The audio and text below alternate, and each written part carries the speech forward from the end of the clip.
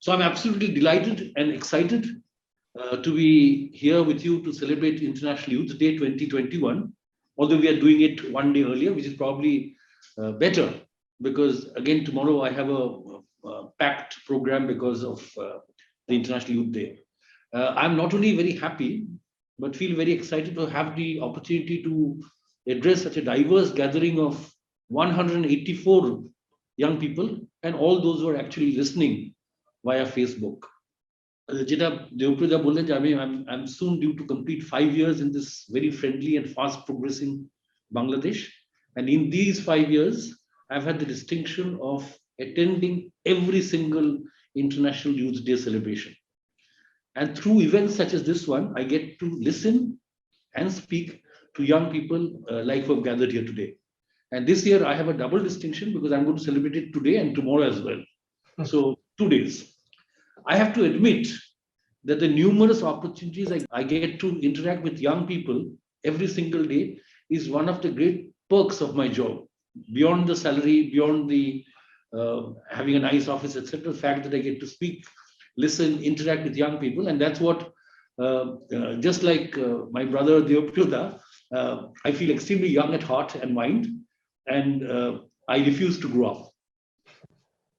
It also helps me remain relatively well tuned with the fast changing world around us, because whether it is using Facebook, Twitter, whether it is about listening to music, Korean music, etc., etc., I am all sort of fairly in tune with the rest of the young world. আমি অনেকদিন আগে একটা কবিতা মানে বলতে মনে পড়ে গেল, Ogden Nash মানে আমেরিকান কবিতা, মানে he was one of the more modern American poets, and he had once said about old age, senescence. He said, senescence begins and middle age ends the day your descendants outnumber your friends. That duto karon hai. Obviously, old age will begin when you will, when slowly one by one your own friends will pass away. It's also true that as long as you keep yourself young at heart and in the mind, you can stay forever young. You can be with your descendants and you will not get outnumbered. And I must say that the fact that I get to interact with young people in terms gives me better insights on where and how our development policies and practices needs to be modernized, or where and how new policies and new programs have to be formulated. At the same time, I'm constantly reminded that youth are not a homogeneous community. They are as diverse as any other human beings, human groups. You could be rural, you could be urban, you could come from a big city, you could come from a small town, you could be rich, you could be poor, you could be well educated, you could be belonging to different gender groups. A 15-year-old can be very different from a 35-year-old. And so even today, as I speak to you, I need to keep that consciously in mind. Now let me come to International Youth Day 2021. আমি বিযুক্ত এই যে যুব সমাজ নিয়েও কথা বলবো, কিন্তু তার আগে let me talk about International Youth Day 2021. This year, as you're already aware, the theme of the International Youth Day is transforming food systems, youth innovation for human and planetary health. In the theme itself, it is amply clear that transformation towards a sustainable food production system can only happen if the efforts are underpinned by the creativity and energy that young people bring in. But then raises a question of how is food production linked to planetary health? Before I get into it, just 2 days ago, we had the rather sobering report of the Intergovernmental Panel on Climate Change. And it showed that on the one hand, we are all living in a rather ailing planet, not just with COVID-19 problems, with growing soil, water, air pollution, frequent climate-induced disasters, rapid loss of biodiversity, etc. But interestingly enough, all this is completely attributable to human activity. Completely attributable to human activity. Let me give you some examples. For 70,000 years, human beings had a smaller footprint than woodpeckers. Now we are absolutely at the head of a race that is posing an existential threat to the entire planet. Around 1 million species are already facing extinction, many within decades, unless action is taken to reduce the intensity of drivers of biodiversity loss. Globally, over 85% of wetlands areas have already been lost. Current global food systems are responsible for approximately 80% of deforestation and up to 29% of all greenhouse gas emissions. Agriculture uses 34% of all land on the planet, actually uses 70% of fresh water, and is responsible for 68% of total biodiversity loss. Oceans are critically overfished, with 34% of fish stocks at biologically unsustainable levels. The recovery potential of these stocks is limited by aquaculture's dependence on marine fish for feed. 20% of all wild-caught fish are used for aquaculture feed. And I must also mention that IPCC actually says that we have gone past certain tipping points, which are irreversible changes. So even if we want to do anything right now, we will not be able to completely correct what has already gone wrong. On the other hand, 1/3 of all food produced is never eaten, representing a huge waste in natural resources, human labor, and financial capital. This happens while nearly 700 million people go hungry each day, yet nearly 2 billion people are either obese or overweight. The hidden environmental, health, and economic costs of existing food systems are estimated at almost $12 trillion a year and are expected to rise to $16 trillion a year by 2050. Now compare that what it will cost to actually vaccinate 100% of the global population, nothing. So even if we eat a few grams less, or be a little more careful about the amount of food that we waste, we can generate enough resources to vaccinate everybody. In order for us to help the planet heal and also sustain the environment, to my mind, there are at least two areas that we'll need to work on. The first is adopting lifestyles that are sustainable and responsible. In other words, both individually and collectively as the human society, we need to help deliver on SDG 12, sustainable consumption and production. The second is that with less than a decade left to deliver the SDGs, we need to accelerate efforts and innovate. And here comes the ingenuity and the enterprise of young people. And it is you, the 45% that Deopiyoda keep mentioning, are largely the ones that can help save the planet from further decay. But then there is another reality that Deopiyoda spoke about, and that is staring us in the face that there are many of you who are unable to be in the room today and are therefore being left out of such discussions and dialogues. And that brings me to discuss today's agenda, which is disengaged youth in Bangladesh, who, why, and how. In Bangladesh each year, we have nearly 2 million young people who make the transition from youth to adulthood, a period that is characterized by the need for greater economic independence, political involvement, and participation in community life. But the question is, are our youth ably equipped to make their life's most important transition? Now, let me give you some figures. According to BBS, the Bangladesh Bureau of Statistics, about 8 million people in Bangladesh aged 15 to 24 are what Deopiyoda mentioned as NEET, not in employment, not in education, not in any kind of training.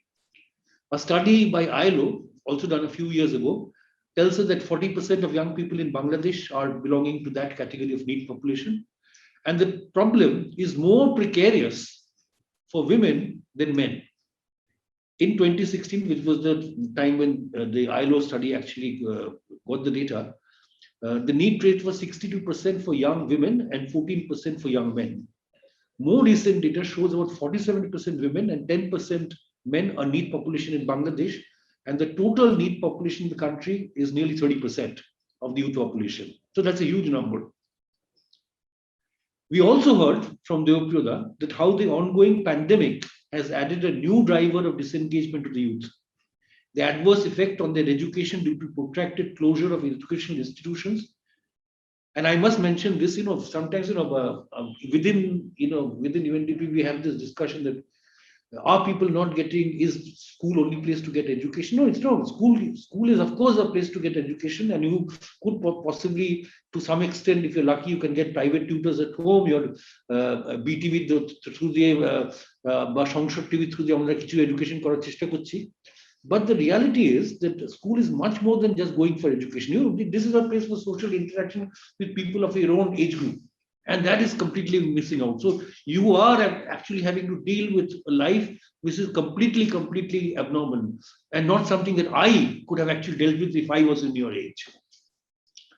We also are facing a situation where the existing curriculum is not future-proof. Existing curriculum needs very serious change. And the aggravating employment situation, not to mention the adverse effects on mental condition due to being locked down, due to being exposed to extra grief and suffering, not being able to lead normal lives, etc.